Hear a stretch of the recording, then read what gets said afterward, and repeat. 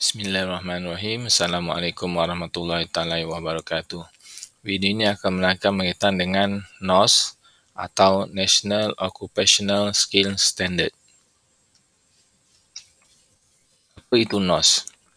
NOS adalah merupakan singkatan daripada National Occupational Skill Standard atau NOS atau dalam bahasa Melayu, Standard Kemahiran Pekerjaan Kebangsaan. NOS adalah dokumen yang menggariskan keterampilan yang diperlukan oleh seseorang pekerja mahir yang bekerja di Malaysia bagi sesuatu bidang dan tahap pekerjaan serta laluan untuk mencapai keterampilan tersebut. Ciri-ciri utama NOS. Ciri-ciri utama NOS adalah seperti berikut. Yang pertama, NOS adalah berasaskan keperluan pekerjaan.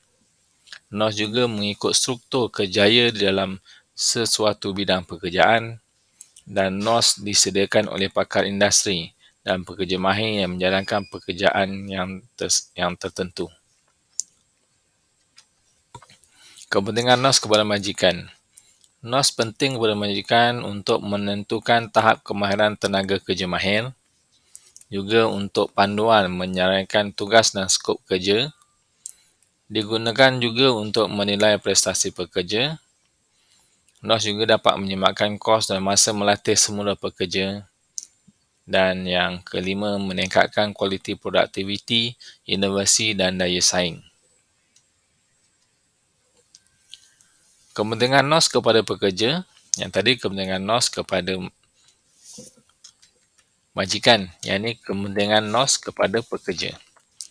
Dia dapat memberi maklumat skop tugas yang jelas. Di dalam NOS itu terdapat senarai tugas, jadi pekerja tahu apa tugas untuk sesuatu jawatan tersebut.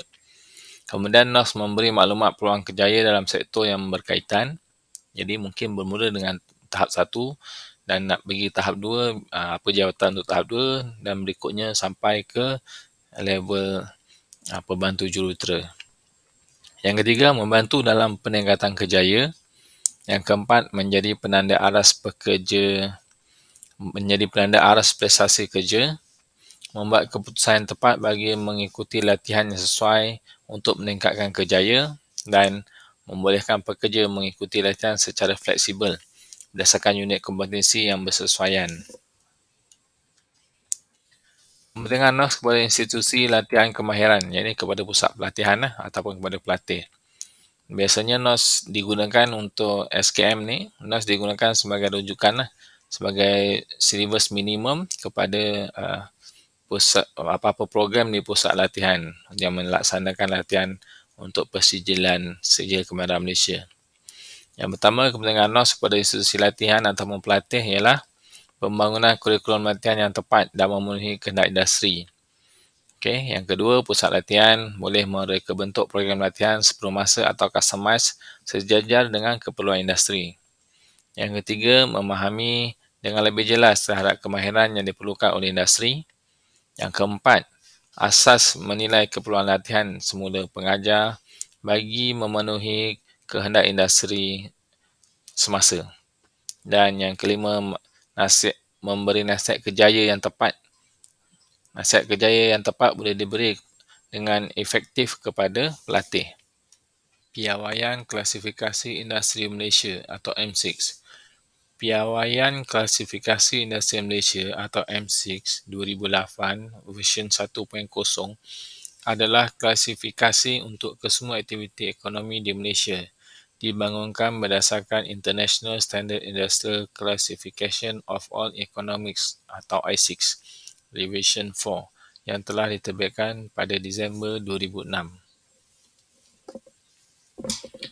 Jadi NOS merujuk kepada M6, bukan NOS lawan M6. NOS adalah berasaskan M6.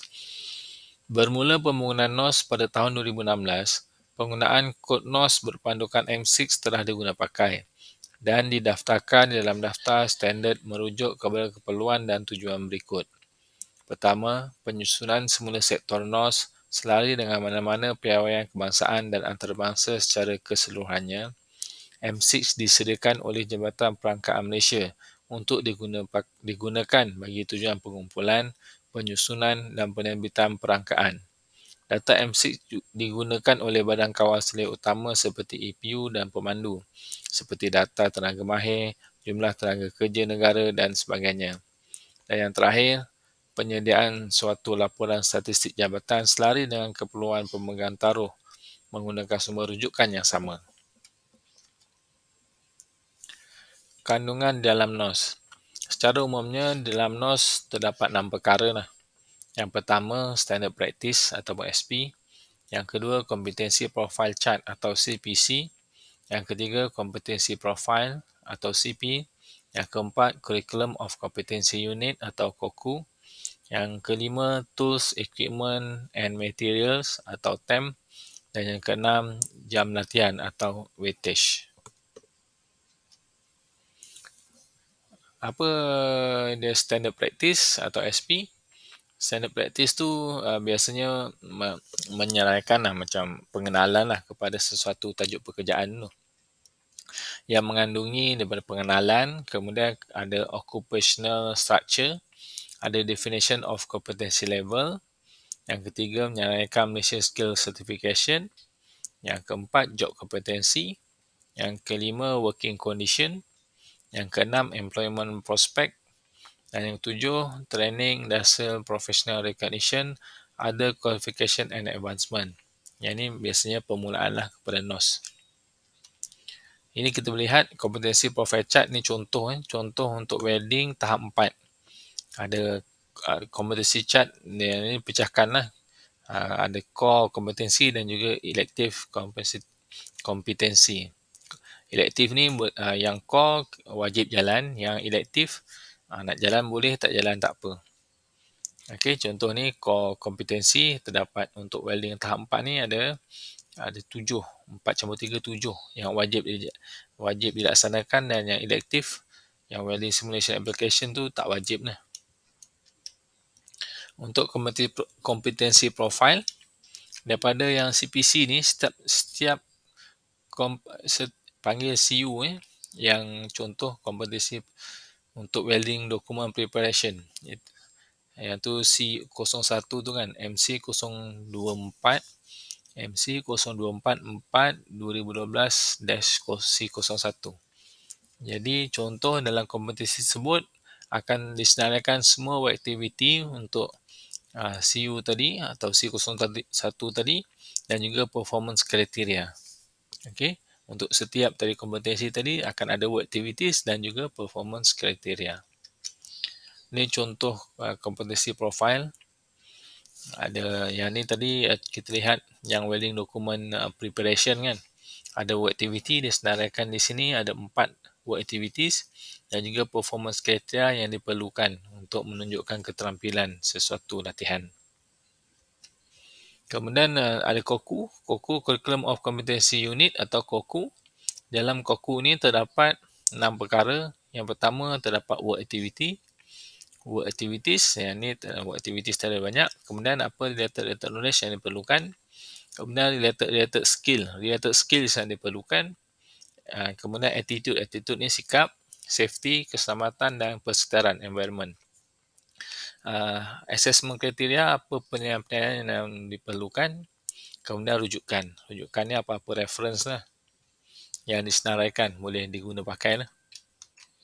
Kemudian terdapat juga tools, equipment dan material. Ni paling TEM. Dalam tu telah disebut apa semua tools yang diperlukan untuk sesuatu CU, apa semua equipment, peralatan yang diperlukan untuk pembelajaran tu. Kemudian material ni bahan latihan lah, bahan guna habis kan.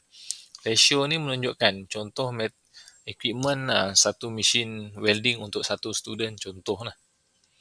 Okey. Kemudian yang ni jam latihan, training hours dan juga competency weightage ataupun competency weightage akan datang dalam NOS akan menggunakan competency weightage lah, ikut peratus. Okey, untuk jam ni setiap work activity tu ada jam latihan untuk work activities dan juga untuk belajar teori, knowledge hours ni, dan juga untuk amali skill hours. Dan work activity ni keseluruhan lah. Tadi work activity contoh 1 jam. Untuk knowledge hours mungkin 1 jam. Yang skill hour tadi ada 99 jam contoh.